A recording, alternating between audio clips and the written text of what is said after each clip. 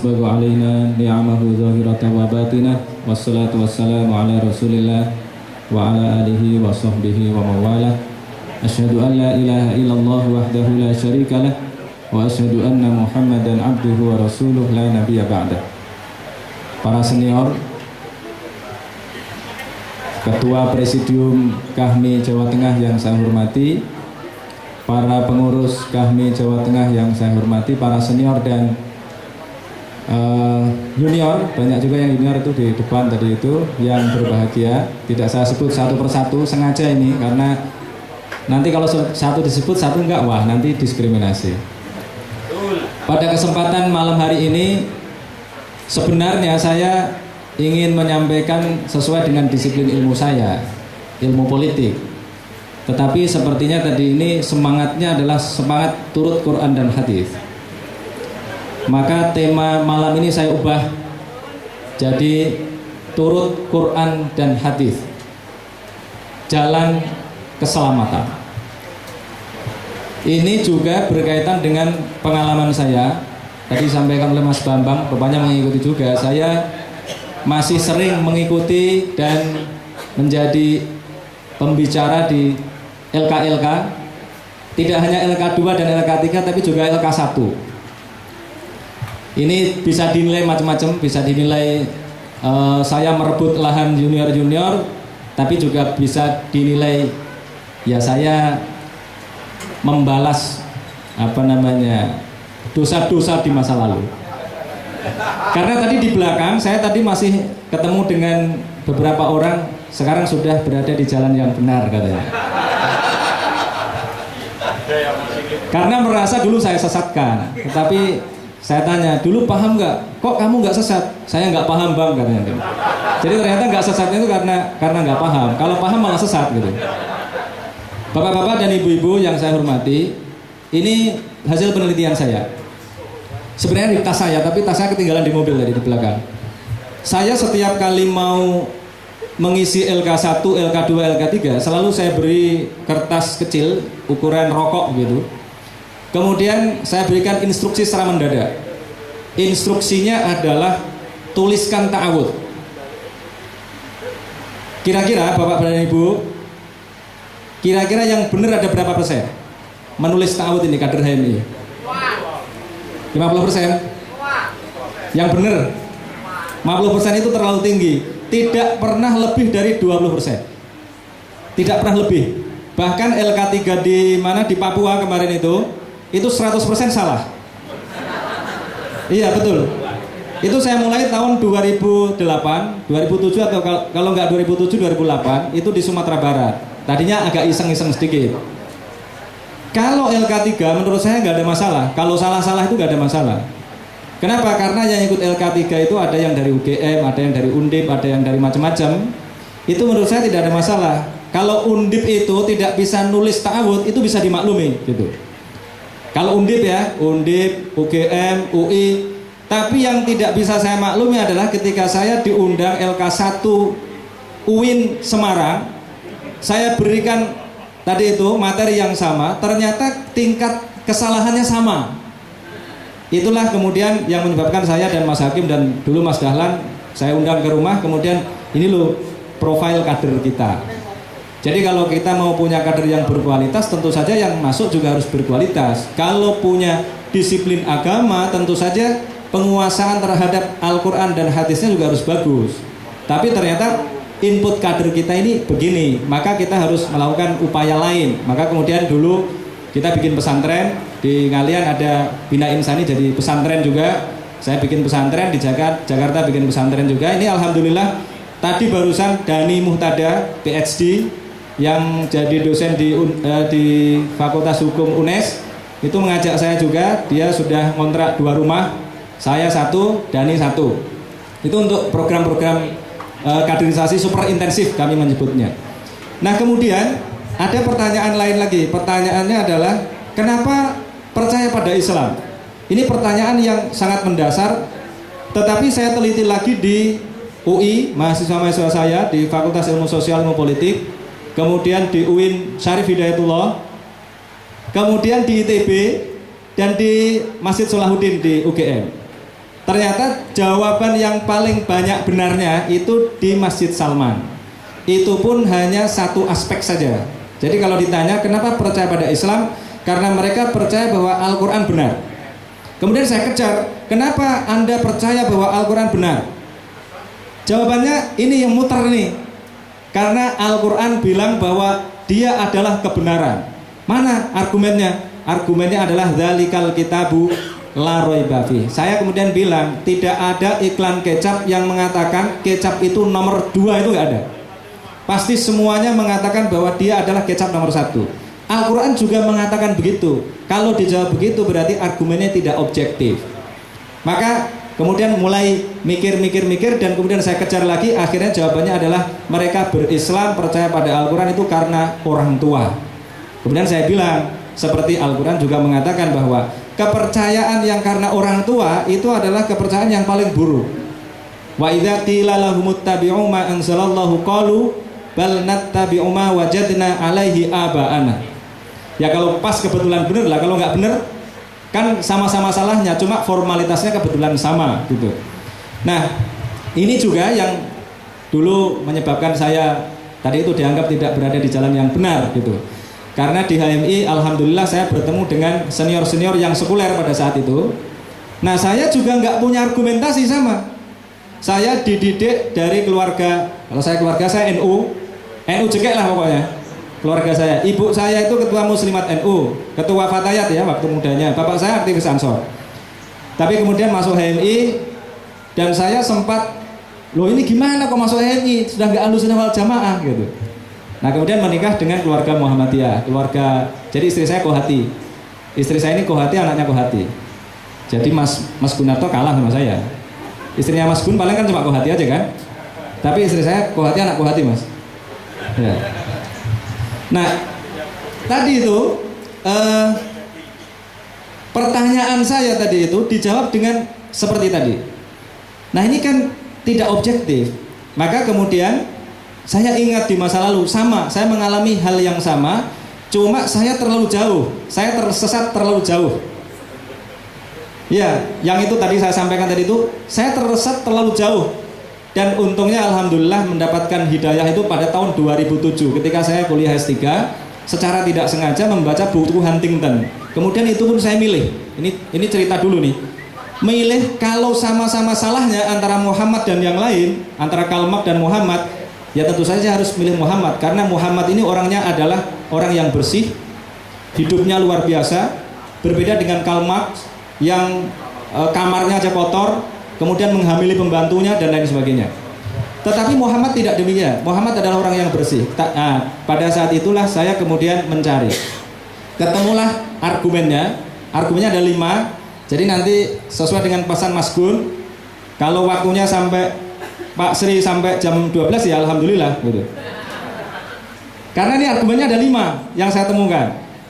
Argumen yang pertama, dan ini objektif, adalah tentang keunggulan bahasa Al-Quran. Al-Quran itu adalah kitab yang bahasanya luar biasa.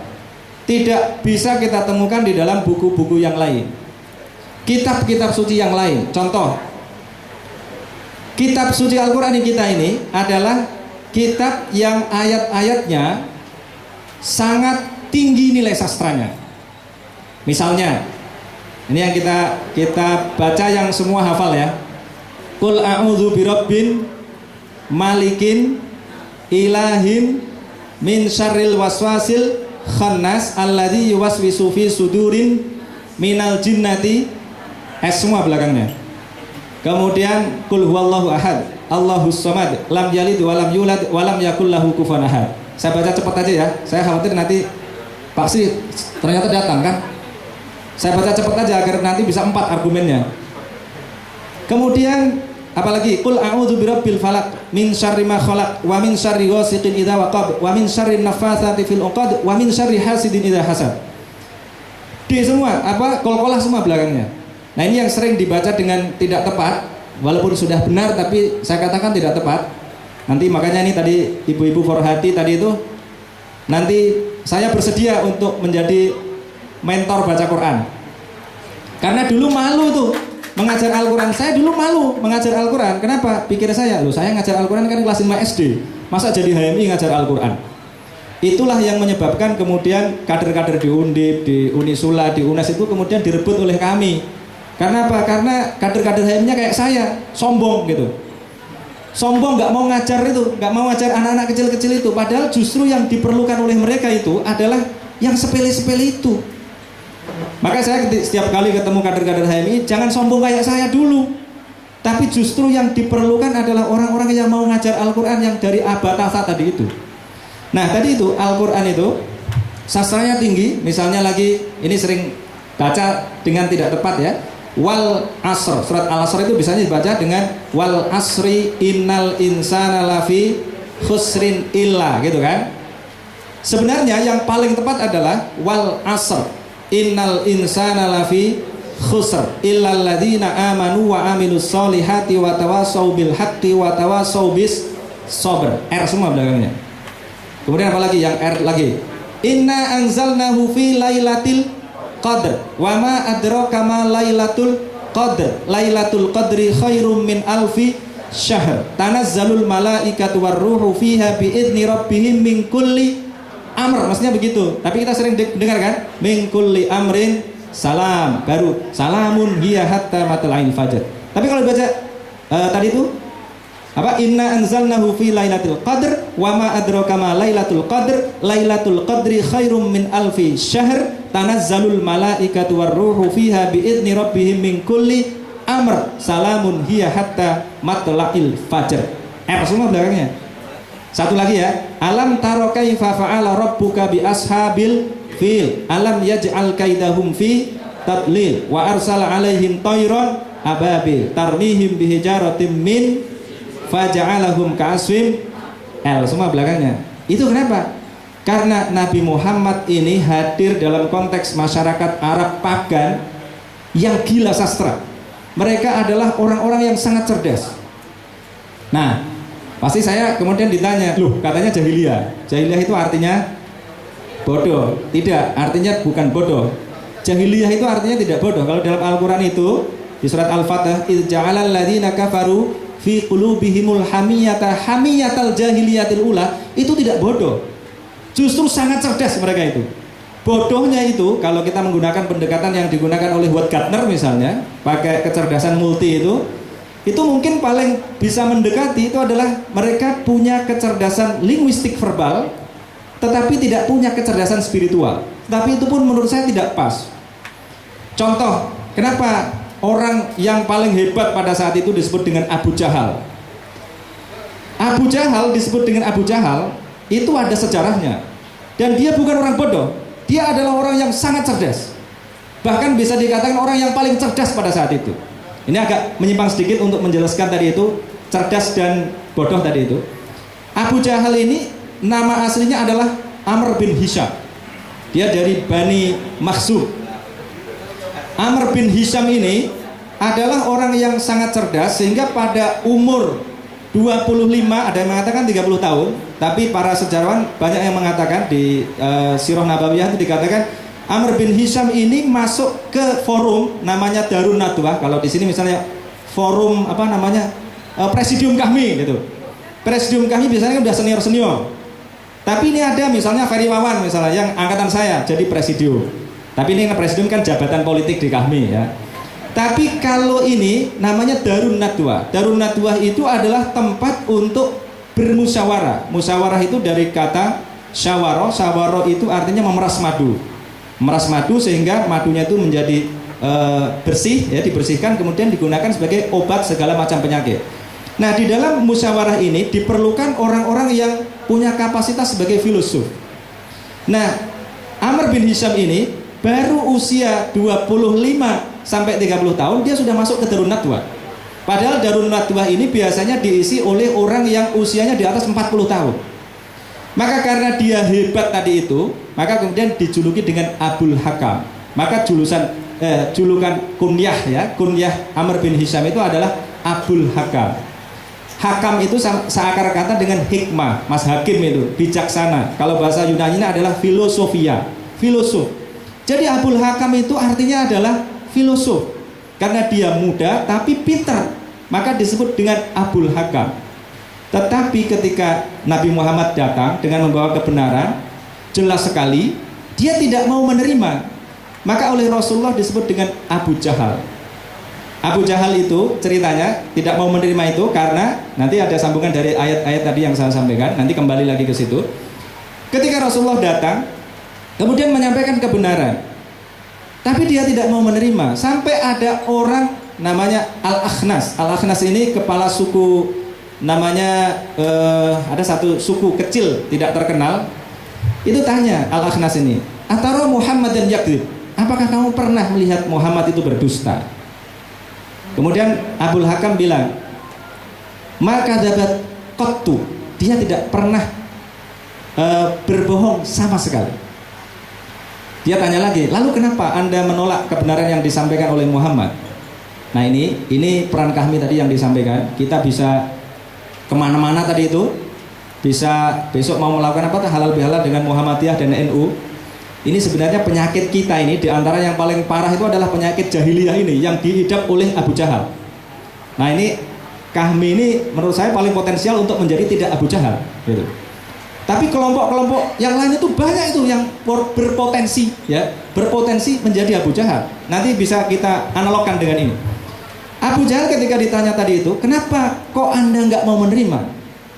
Kemudian Abu Jahal mengatakan begini, "Kalau Ar-Rifadah, Al-Masyurah, kemudian ada lagi As-Siqayah, itu sudah ada di Bani Hashim. Lalu kenabian, An-Nubuwah juga ada di Bani Hashim. Lalu Bani Makhzum dapat apa?" Dia bilang gitu. Jadi Ar-Rifadah itu artinya catering.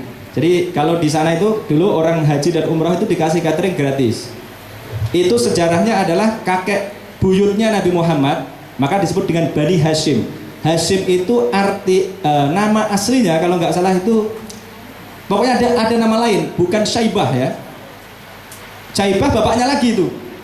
Nah ini memiliki kebiasaan dagang ke luar negeri, kemudian duitnya itu digunakan untuk ngasih makan orang yang tadi itu yang haji dan umroh. Karena kebanggaan mereka itu adalah jadi orang dermawan. Jadi kalau orang dermawan itu luar biasa, seperti Nabi Ibrahim ketika datang tamu 4 orang aja disembelihin sapi 1, tidak cuma kambing 1, maka nanti yang kambing-kambing diubah jadi sapi. Ya Mas Gun? Ya kan? Cocok kan? Diubah. Mas Bambang kok Mas Gun? Mirip. Kan badannya sama, gede-gedenya. Mas Gun Unisula maksudnya. Nah, ini menjadi kebiasaan. Mereka kalau dermawan itu bangga. Maka mereka berlomba untuk ngasih makan jamaah haji. Maka perannya disebut dengan Ar-Rifadah, peran catering. Kemudian peran yang ada di dalam Al-Quran namanya As-Siqayah. Maka di dalam surat At-Taubah itu ada Aja'altum siqayatal haji wa imaratal masjidil haram. As-Siqayah itu artinya memberi minum kepada jamaah haji. Maka sampai sekarang kalau kita kita haji umroh itu ada apa itu? Ada zam-zam yang gratis, nggak beli kan? Bahkan kemudian diwadahi orang Indonesia bawa pulang itu, nggak mau beli ya. Itu karena apa? Karena dilakukan oleh kakek Nabi Muhammad. Kalau ini peran Abdul Muttalib. Abdul Muttalib dulu memerankan ini, mengambil air dari seluruh Makkah, sumur-sumur yang ada di sana, kemudian diberikan kepada orang-orang yang haji dan umrah. Tetapi suatu ketika Makkah dilanda kemarau yang sangat panjang sehingga airnya habis. Nah dia berpikir, gimana nih caranya agar dapat airnya ini? Maka kemudian dia bermimpi, dia berkontemplasi, kemudian dia bermimpi bahwa dulu pernah ada sumber air di samping Ka'bah. Nah, memang kalau kita baca sejarahnya, ini Martin Link yang nulis ini bagus nih, runtut tulisannya. Dulu pernah ada sumur Zam-Zam itu. Nah, kemudian karena praktek-praktek pagan, kemudian sumurnya ini tertimbun batu, tertimbun darah dan lain sebagainya, tulang-tulang. Maka kemudian hilang. Nah, dia kemudian mendapatkan mimpi itu. Mimpi untuk menggali kembali. Nah kemudian digali kembali, dapatlah itu sumur Zam-Zam. Maka kemudian peran As-Siqayah ini kembali lagi menjadi lebih besar lagi dan menjadi sangat dihormati. Orang kepingin semua untuk bisa memberikan minum itu. Sampai sekarang ada. Jadi Ar-Rifadah, As-Siqayah, karena mereka berpengaruh, maka kemudian mendapatkan peran berikutnya, namanya al-masyurah, dari kata musyawarah tadi. Al-masyurah itu badan konsultasi. Jadi kalau ada apa-apa itu, yang dimintai pertimbangan itu adalah Bani Hashim. Bani Makhzum ini kalah. Maka tadi bilang, kalau Bani Hashim sudah dapat ini dan ini, lalu kenabian juga ada di situ, lalu Bani Makhzum ini dapat apa? Maka dia kemudian tidak mau menerima kebenaran. Penyakitnya saya tunjukkan ini. Misalnya ya, kalau di Indonesia ini, kalau ada calon presiden dari NU, hampir bisa dikatakan orang Muhammadiyah pasti tidak mau untuk milih, gitu kan? Ini off the record untuk kita sendiri. Sebaliknya, gitu. Kalau di tempat saya juga begitu. Di tempat saya ya, mungkin di tempat lain bukan semoga. Kalau orang NU, tadi sudah apa? Orang NU tadi. Sebaliknya orang Muhammadiyah kalau jadi calon presiden, orang NU sulit untuk menerima gitu. Saya sendiri misalnya, saya pernah nyalek gitu. Ibu saya itu kan guru ngaji. Santrinya mungkin ada 3.000-an. Mas Arif ketawa di belakang itu. Ibu saya bilangin, Bu, tolong ya disampaikan ke murid-murid itu agar milih saya gitu kan. Dulu tahun 2009. Hampir semua muridnya mengatakan, wah kok PAN ya Bu, PAN kan Muhammadiyah, kita kan orang NU. Nah gitu. Nah kalau di HMI kan sudah nggak ada, alhamdulillah. Di HMI mau Muhammadiyah, mau NU, bahkan HTI aja nggak apa-apa gitu, nggak ada masalah. Karena apa? Karena kita terbuka pada semuanya gitu. Nah ini adalah tadi itu yang disebut dengan penyakit jahiliyah. Jadi jahiliyah sekali lagi bukan karena bodoh, tetapi justru karena dia pintar. Tapi karena pinternya itu kemudian gengsinya tinggi, dan karena gengsinya tinggi tidak mau menerima kebenaran yang datang dari orang lain.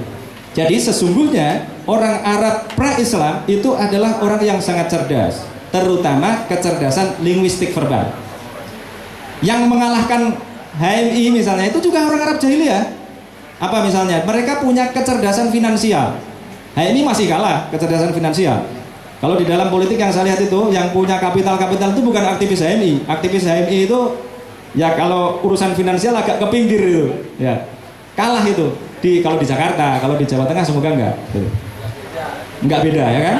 Saya aja sering diledek sama Mas Hakim, mana kapitalnya gitu kan. Nah ini punya kapital yang besar, mereka punya kecerdasan finansial yang baik. Nah mereka sangat menonjol dalam hal kecerdasan linguistik verbal. Contoh, ini kita gunakan misalnya. Tapi yang paling fasih begini ini orang NU, bukan orang Muhammadiyah, bukan HMI. Misalnya, kalau orang NU itu kan sering itu linear itu, alhamdulillahirabbil alamin, wassalatu wassalamu ala asyrafil anbiya'i wal mursalin wa ala alihi wa sahbihi ajmain. Kalau in semua.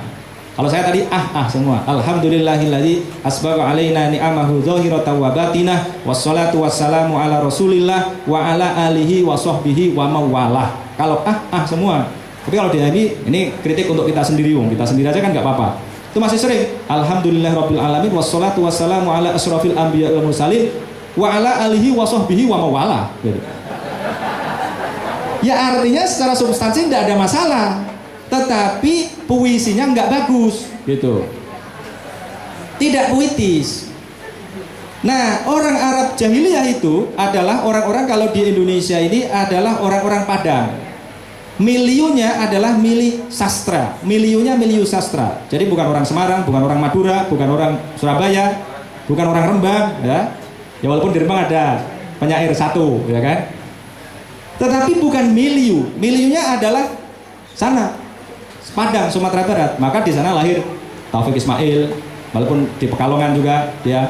Kemudian Sanusi Pane, Armin Pane, Lafran Pane, ya kan. Itu di sana, Hamka ada di sana semua, nggak ada di Semarang. Kenapa? Karena miliunya adalah miliu sastra. Arab Pagan adalah miliu sastra. Di sana banyak sekali penyair. Yang dihadapi Nabi Muhammad adalah para penyair. Itulah sebabnya di dalam Al-Quran ada satu surat yang agak panjang, namanya adalah Asy-Syu'ara, artinya adalah para penyair. Yang dihadapi Nabi Muhammad adalah para penyair. Nah mereka punya konsepsi bahwa yang namanya penyair itu dari kata sya'ura, yas'uru, syi'ron, syairun. Maka penyair itu adalah syairun, jamaknya adalah asy-syu'ara. Penyair itu dikonsepsikan oleh mereka sebagai orang yang majnun, Apa Bu? Arti Majnun Bu? Bapak? Gila? Nah ini kesalahan agak fatal menurut saya. Majnun itu artinya adalah berasal dari kata janna ya jinnu majnun. Artinya adalah kerasukan jin. Iya, kerasukan jin.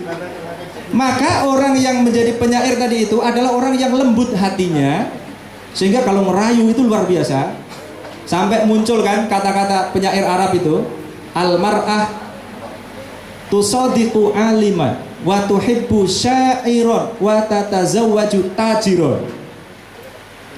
Perempuan itu kalau bergaul sukanya sama yang pintar, mencintai sama penyair kalau mencintai, tapi kalau menikah milih yang tajir.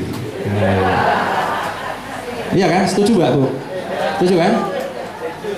Dia ini dulu gitu, wah mana nih yang punya masa depan bagus ya. Nah, syair itu dikonsepsikan sebagai orang yang punya khodam bernama jin. Nah, maka orang yang punya khodam namanya jin ini mendapatkan inspirasi dari jin dalam pandangan mereka, dan ini diikutip oleh Al-Quran, illa manistaraqas sam'a fa'atsba'ahu shihabun mubin.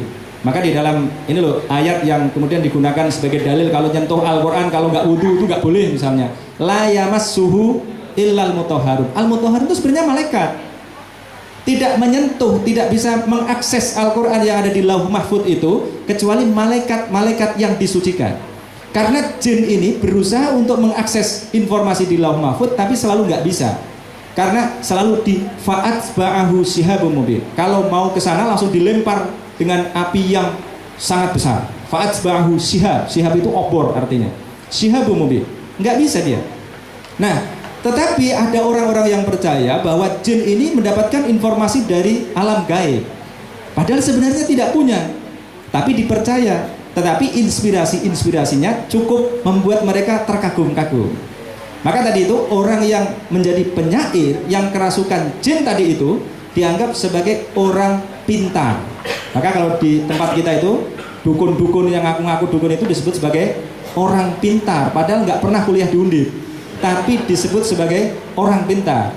Karena apa? Karena dia jadi dukun. Kuliah Fakultas Ilmu Hakim lah ya.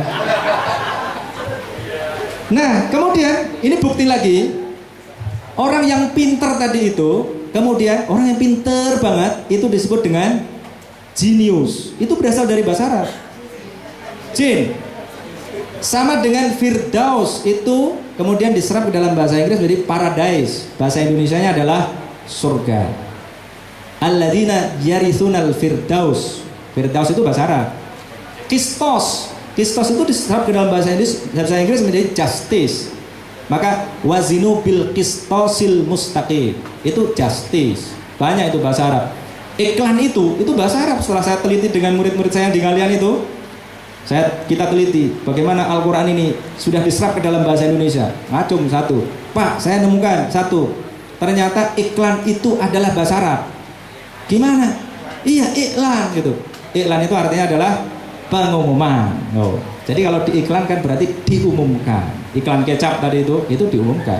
Nah, kembali ke tadi itu orang yang jadi penyair tadi itu adalah orang yang pinter banget, orang yang jenius. Nah, di sana kemarin saya cari tapi nggak ketemu ya. Saya waktu haji kemarin saya mencari lembah Abqor namanya. Maka ada orang Indonesia namanya Abqori. Lembah Abqor ini dipercaya sebagai lembah tempat jin-jin yang tadi itu merasuk ke dalam diri orang-orang yang dianggap pintar-pintar tadi itu, para penyair tadi itu.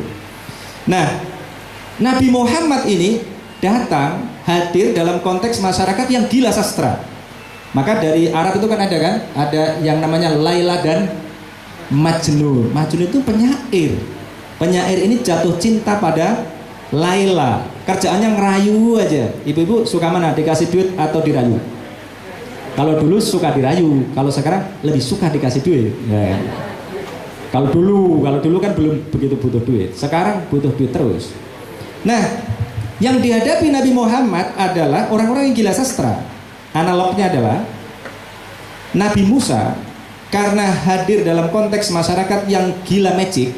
Jadi yang dihadapi oleh Nabi Musa itu kira-kira kalau sekarang itu adalah Romy Rafael, Deddy Corbuzier, kemudian siapa lagi yang orang Tegal tuh? Linbat, ya, Linbat, Uya Kuya, dan semacamnya. Maka Nabi Musa diberikan mukjizat berupa tongkat ajaib, bisa membelah lautan, bisa jadi ular dan lain sebagainya, kemudian mengalahkan tukang-tukang sihir. Mukjizat itu dari kata ajaza yu'jizu, mukjizat. Mukjizat itu artinya mengalahkan, melemahkan, kalah. Nah, dulu Nabi Isa itu hadir dalam konteks masyarakat yang seperti Pak Amanullah, dokter-dokter hebat, seperti istri saya. Istri saya murid Pak Dokter Amanullah, anaknya Pak Supri, Pak. Karena yang dihadapi adalah dokter-dokter hebat, maka Nabi Isa diberikan mukjizat berupa bisa menyembuhkan orang sakit. Bahkan yang disembuhkan adalah penyakit bawaan, dan sekali pernah menghidupkan orang mati dengan izin Allah. Nabi Muhammad karena hadir dalam konteks masyarakat yang gila sastra, maka diberikan Al-Quran yang bahasa sastranya itu luar biasa. Maka Umar bin Khattab yang tadinya memusuhi Nabi Muhammad itu, ketika dia kemudian membaca sendiri surat Toha itu kan surat Toha itu kan pendek-pendek, sangat tajam, dan kemudian bahasa sastranya itu luar biasa.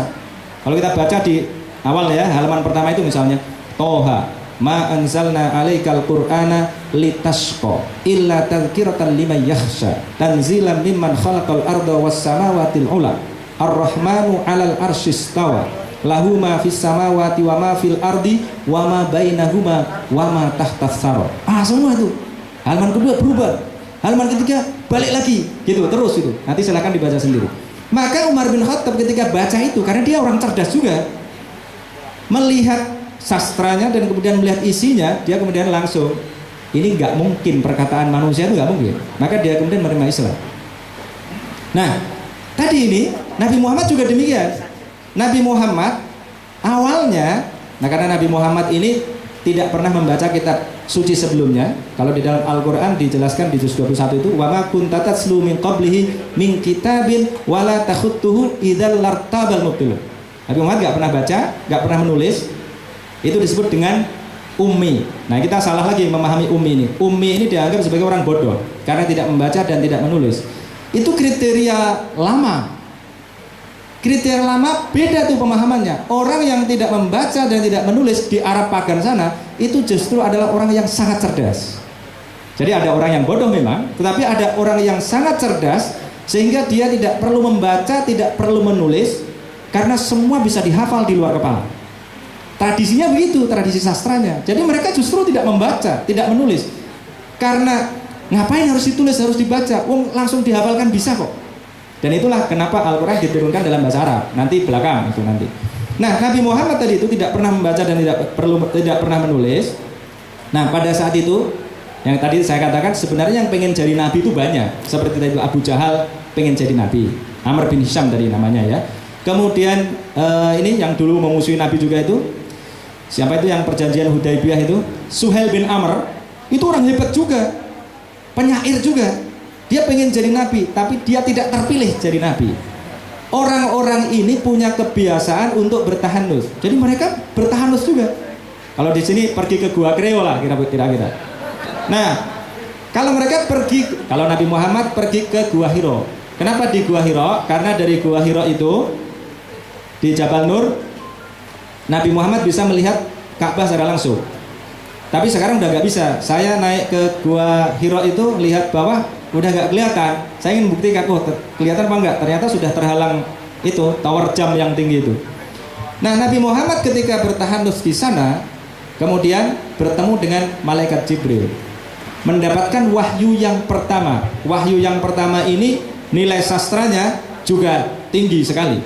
Iqra bismi rabbikal ladzi khalaq, khalaqal insana min 'alaq, iqra wa rabbukal akram, alladzi 'allama bil qalam, 'allamal insana ma lam ya'lam. Qaf mim mim mim. Nah, kalau kita kan jika ada sumur di ladang, bolehlah kita menumpang mandi. Jika ada umur yang panjang, bolehlah kita berjumpa lagi, gitu. Atau naik Citylink ya kan? Ada keranjang di tengah sawah. Para penumpang selamat berpisah.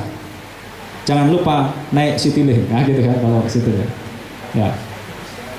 Nah, apa namanya tadi itu? Nabi Muhammad mendapatkan wahyu yang pertama tadi itu, dia takut, dia pulang, lari itu dari atas itu. Padahal kalau kita naik ke atas itu 3 jam tuh. Saya 3 jam naik ke atas. Hanya karena malu aja. Wah, Rasulullah dulu pernah naik, masa saya nggak kuat itu, masih muda kan. Saya naik tetap sampai ke atas 3 jam Pak. Nabi Muhammad pulang tuh lari karena takut. Kenapa takut? Kalau kita baca ini hadis nomor berapa ya? Pokoknya masih belum sampai nomor 10. Kita akan menemukan bahwa Nabi Muhammad ini ya masih Muhammad ya, Muhammad kemudian diangkat sebagai nabi itu takut karena tiba-tiba dia mengucapkan kalimat-kalimat yang sangat indah, padahal sebelumnya dia tidak punya track record untuk itu. Sebelumnya omongan Nabi Muhammad itu biasa-biasa aja. Bahkan ketika menjadi nabi pun hadisnya itu beda. Misalnya hadisnya innamal a'malu binniyat wa innamal likulli imri'in ma nawa. Faman kanat hijratuhu lillahi wa rasulihi fa hijratuhu ilallahi wa rasulih. Faman kanat hijratuhu lidunya yusibuha aw imra'atin yankihuha fa hijratuhu ila ma hajara ilaih. Enggak putus. Tetapi Nabi Muhammad ketika di Gua Hira tadi itu bertemu dengan malaikat Jibril, makhluk yang baru dikenalnya, itu kemudian mengucapkan kalimat yang sangat indah itu, dia ketakutan. Pulang. Jangan-jangan saya ini kerasukan jin, gitu kira-kira. Tetapi yang mengingatkan, yang menghibur bahwa itu bukan jin adalah Khadijah. Ini luar biasa Khadijah ini. Khadijah justru mengatakan, tidak, kamu tidak majnun. Dia mengatakan begini, kalla wa absyir, la yukhzikallahu abada. Wallahi innaka latasilur rahim wa tahmilul kalla wa taksibul ma'dum wa tu'inu ala nawaibil haq. Kemudian di versi sejarah yang lain mengatakan, ini Khadijah, tidak, kamu tidak majnun. Bahkan saya berharap kamu adalah nabi umat ini. Kenapa begitu? Karena Khadijah sudah tahu bahwa Muhammad ini adalah calon Rasul yang terakhir. Dari mana? Khadijah ini adalah penganut Nasrani, agamanya adalah Kristen. Nah, di dalam kitab Kristen sudah ada prediksi bahwa nanti akan hadir Rasul yang terakhir. Dia ngaji dengan Waraqah bin Naufal. Diinformasikan oleh Waraqah bin Naufal akan ada nabi yang terakhir. Nah, ini ada buku karangan Nizar Abazah namanya, sastrawan dari Syria. Dia menulis, judulnya Bilik-bilik Nabi ya. Bilik-bilik istri Nabi kalau nggak salah. Pokoknya Nizar Abazah yang nulis. Dia cerita begini, bahwa Khadijah mengalami 2 peristiwa. Martin Link juga mengutip itu, tapi juga semuanya dari Hasanah Intelektual Islam Klasik. Saya sampaikan dua-duanya. Yang pertama adalah ketika ini Khadijah masih kohati lah, usia kohati itu, dia lagi diskusi dengan teman-temannya di Makkah. Di Makkah nggak ada Yahudi. Yahudi itu adanya di Yathrib, karena informasi bahwa akan ada Rasul yang terakhir yang kemudian nanti diusir ke daerah di antara 2 lembah yang ditumbuhi oleh pohon-pohon kurma. Maka ini si Yahudi Jazab ini mengatakan, kohati, ini masanya sudah tiba, Rasul yang terakhir itu akan datang. Kalau kalian ketemu dengan dia, mintalah untuk dinikahinya, kira-kira gitu. Kemudian dia ketawa, pergi, dilempari oleh tadi itu cewek-cewek tadi. Kami orang gila gitu kan, kira-kira. Kalau ini gila beneran maksudnya, bukan majnun. Tetapi Khadijah ini, ibu Khadijah itu berpikir, sejak zaman itu dia sudah berpikir, seandainya saya yang jadi Rasul yang terakhir itu, nah gitu. Kira-kira itu seandainya saya jadi istri ketua cabang, nah gitu kalau di kita. Wah, itu kan ada dulu, Mbak Muti dulu kan gitu juga kan, Mas Hakim. Seandainya saya jadi istri ketua komisariat, oh gitu. Seandainya saya yang jadi istri Rasul yang terakhir itu. Nah kemudian dia bermimpi, ada mimpi yang kedua, ada mimpi ya, ini peristiwa yang kedua. Mimpinya adalah dia melihat matahari masuk dalam rumahnya, menerangi semuanya, menerangi tetangga-tetangganya, sampai semua kota Mekah itu terang. Nah kemudian dia pergi ke Waraqah bin Naufal. Saudaraku, saya mimpi begini, aneh sekali ini mimpi saya, tidak biasanya saya mimpi begini. Nah Waraqah bilang, bergembiralah wahai saudariku, karena kamu akan menjadi istri Rasul yang terakhir. Wah, dia gembira dia. Rasul yang terakhir itu lahirnya di mana? Lahirnya di Makkah. Dari Bani apa? Dari Bani Hashim. Namanya siapa? Namanya Muhammad. Maka kemudian usaha ini, Ibu Khadijah ini usaha. Dicari itu, ketemulah Muhammad pada saat itu berusia hampir 25 tahun. Pada saat itu Muhammad sedang mencari pekerjaan sebenarnya, tapi dia tidak mau ngelamar kerja. Kenapa? Gengsi Nabi Muhammad itu. Muhammad itu kan profesional, dikenal sebagai Al-Amin. Nah, sampai ditegur oleh pamannya Abu Thalib. Lah gimana mau dapat pekerjaan? Nggak ngelamar, gimana mau dapat pekerjaan? Lu orang-orang kan sudah kenal saya ini Al-Amin. Nah gitu. Kalau mau ngasih pekerjaan ya biar datang orangnya. Ya gimana caranya? Ya nanti akan diatur oleh Allah. Ini pelajaran bagi kita ini, kader HMI. Kalau kita profesional, insya Allah nggak perlu ngelamar kerja. Jadi kalau lulus kuliah, itu teman-temannya Mas Arif dulu itu langsung dirobek ijazahnya, ya kan? Nah, kalau saya nggak berani, wah, kalau dirobek, wah nggak bisa kuliah S2 kan? Nah, ini profesional. Nah, maka kemudian didatangi oleh Khadijah. Khadijah punya orang suruhan, kemudian datang ke situ minta Muhammad untuk jadi fund manager. Sesungguhnya ini tidak sekedar minta dia jadi fund manager, tetapi ngetes ini calon Rasul beneran apa enggak. Kalau level kader HMI, wah nggak lulus, bisa hilang duitnya, ya kan? Nah gitu. Tapi tidak semuanya. Banyak yang tidak begitu. Betul kan Mas? Sudah datang? Belum ya? Masih panjang kan? Ya. Karena tadi dikasih duit, ya, dan kemudian betul-betul jadi fund manager, pergi ke Sirah berdagang, pulang, dan dia ditemani oleh budaknya namanya Maisarah. Maisarah ini laki-laki apa perempuan, Pak? Doa. Nah, ini ternyata laki-laki. Maisarah ini laki-laki. Pulang, ditanya, gimana perdagangannya? Luar biasa. Ini adalah orang yang luar biasa. Berarti cuma satu aja nih ya, saya selesaikan ya argumennya. Ini adalah orang yang luar biasa, dan yang paling luar biasa adalah perjalanan kami selalu dinaungi awan, kata Maisarah. Maka dia makin yakin bahwa ini adalah calon Rasul yang terakhir itu. Maka Nabi Muhammad kemudian jadi ande-ande lumut. Kalau dalam bahasa Indonesia, dalam tradisi Jawa, karena Pak yang berinisiatif untuk menikahi Muhammad adalah Khadijah. Selamat malam Pak. Assalamualaikum. Saya selesaikan dulu kalau gitu ya, satu aja. Nah, tadi itu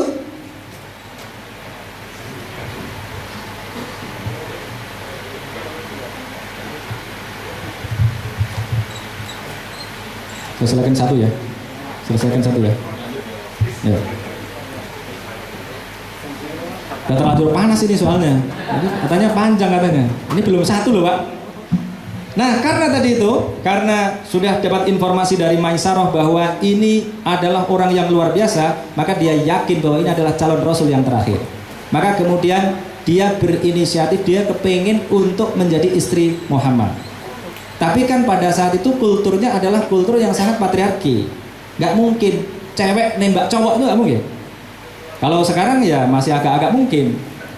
Tapi dulu nggak mungkin, maka Ibu Khadijah membentuk tim sukses.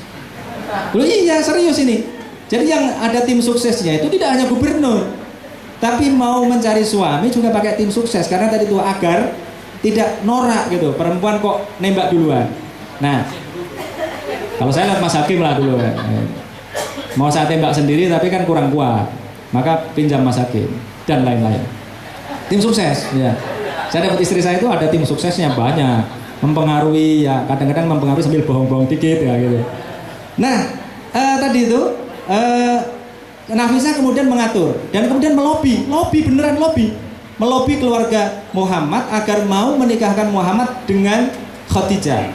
Kemudian betul-betul akhirnya menikah. Khadijah ini kemudian dilamar oleh Muhammad muda dengan mahar. Saya tahu Pak, maharnya berapa? 20 alpak. Loh, karena 20 ekor unta merah itu fungsinya adalah kendaraan dan kendaraan terbaik. Kendaraan terbaik kan alpak sekarang. Kendaraannya Pak Sekda, ya kan?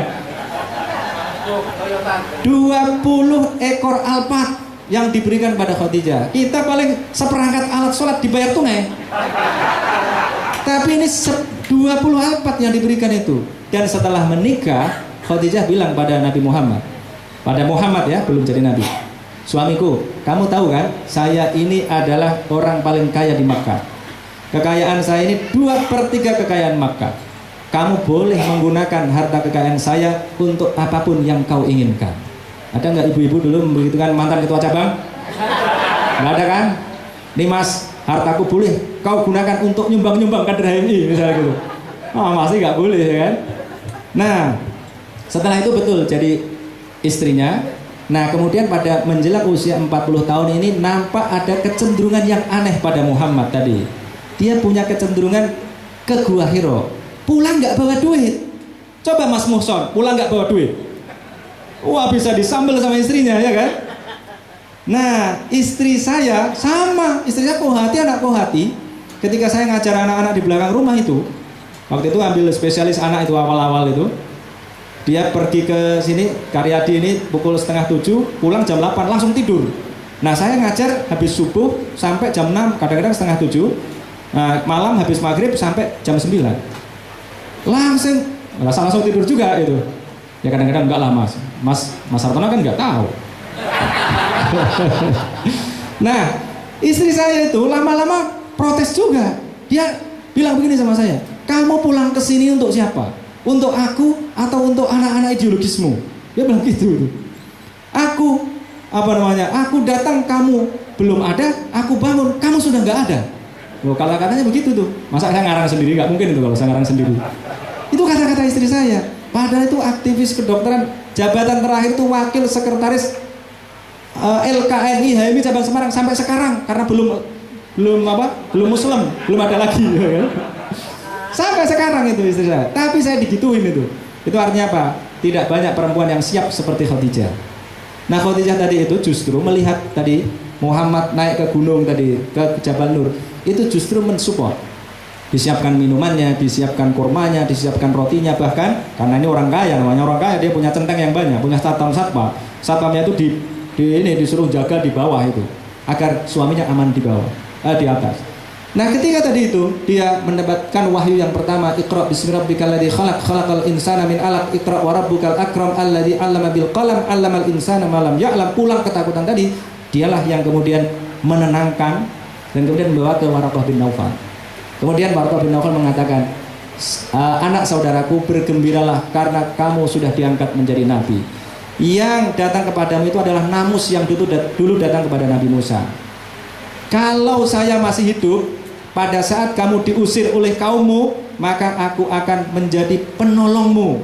Habis itu, apakah saya akan diusir? Iya, tidak ada orang yang membawa informasi seperti yang kamu bawa, kecuali dia akan pasti diusir oleh kaumnya. Nah, maka kemudian ya pasti diusir beneran kan kemudian. Nah, tetapi sebelumnya mendapatkan perintah untuk berdakwah. Ketika menyampaikan dakwah dengan ayat-ayat yang indah tadi itu, orang selalu mengatakan jangan percaya pada Muhammad. Muhammad itu ya sama dengan penyair-penyair yang lain dulu. Yang disampaikan itu, yang disebut dengan Al-Quran itu sama dengan syair-syair yang dibuat oleh para penyair kita. Jadi dia bukan nabi, dia bukan rasul gitu.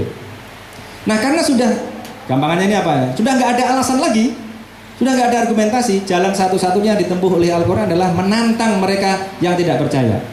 Maka di surat Al-Isra ayat 88 itu ayatnya begini, Qul la inijtama'atil insu wal jinnu. Nah, ini sering dipahami secara keliru. Saya dulu memahami keliru lama ini, memahami ayat ini. La inijtama'atil insu wal jinnu ala ayatu bimithli hadzal Qur'an la ya'tuna bimithlihi walau kana ba'duhum li ba'din dhahira. Katakan Muhammad, ini karena tadi itu tidak percaya, maka ditantang kemudian. Seandainya jin dan manusia bersetubuh, ijtama'at itu artinya bersetubuh, sama dengan jima itu. Antara kita dan istri kita itu jima itu, dari kata jamaah, kumpul artinya. Nah, makanya aja ijma ulama misalnya, itu dari akar kata yang sama. Jima itu artinya bersetubuh, ijtama'a itu artinya kumpul. Maka kalau istilah kita ini yang negatif itu kumpul kebo misalnya, itu kan bersetubuh artinya. La inijtama'atil insu wal jinnu, seandainya bersetubuh antara manusia dan jin, bukan sekedar berkumpul begini kayak kita ini, bukan. Ini kan berkumpul juga. Tapi mekanisme yang dipercaya pada saat itu adalah mekanisme merasuk tadi. Ijtama'atil insu wal jinnu ala ayyatu bimithli hadzal Qur'an, untuk mendatangkan yang seperti Al-Qur'an, sastranya, substansinya, informasinya, la ya'tuna bimithli. Tidak akan ada yang datang dengan membawa yang seperti Al-Qur'an itu. walau kana ba'duhum li ba'din dhahira, walaupun mereka saling bantu. Nggak bisa. Karena nggak ada yang bisa, maka tuntutan Al-Quran turun, tantangannya turun. Kalau tadi itu kira-kira kalau Al-Quran sudah utuh itu 114 surat, maka kemudian tuntutannya turun, tantangan Al-Quran itu turun. Di dalam surat Hud ayat 13 ini halaman 2 paling atas, am yaqulu naftara qul fa'tu bi asyri suwarin mithlihi muftaraya. Kalau kalian menuduh Muhammad ini membuat-buat Al-Quran, datangkan 10 surat saja. Ternyata nggak ada yang bisa.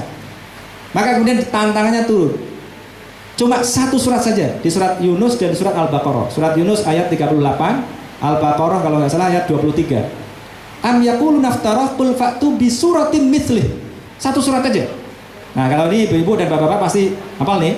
Wa in kuntum fi raibim mimma